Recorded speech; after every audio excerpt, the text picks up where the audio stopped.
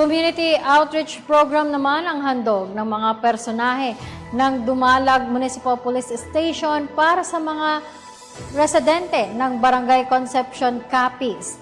Yan ang balitang inalam ni Patrolwoman Charmaine Balunsat. Isang makabuluhang aktibidad ang inihandog ng mga tauhan ng Dumalag Municipal Police Station sa pamamagitan ng Community Outreach Program na naganap sa Concepcion Elementary School sa Barangay Concepcion, Dumalag, Capiz noong 8 ng Pebrero taong kasalukuyan.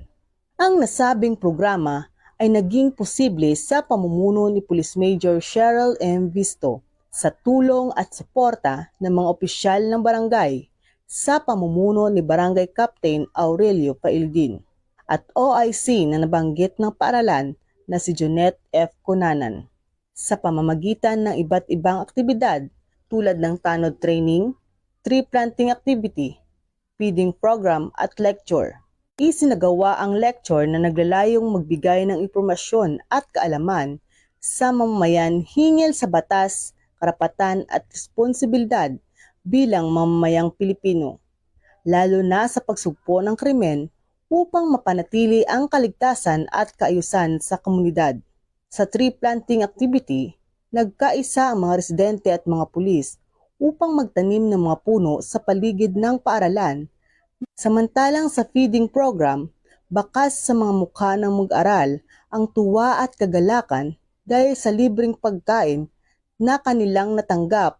Salamat sa mga kapulisan ng Dumalag MPS. Balang araw gusto ko rin maging pulis at matulungan ko aking kapwa. Sobrang saya namin magkaklase dahil kami ang napili ng Dumalag MPS na handugan ng kanilang feeding program. Sa kabuuan, ang nasabing Community Outreach Program ng Dumalag Municipal Police Station ay nagpapakita ng pagkakaisa at malasakit sa kapakanan ng komunidad. Ito ay isang patunay ng pagtutulungan ng mga sektor ng lipunan upang makamit ang magandang kinabukasan para sa lahat.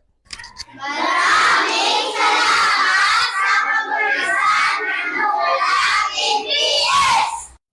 Mula dito sa Capiz Police Provincial Office, ako ang inyong PNN correspondent, Patrolwoman Charmaine Balunsat, alagad ng batas, tagataguyod ng balitang pulis. Maraming salamat, Patrolwoman Balunsat.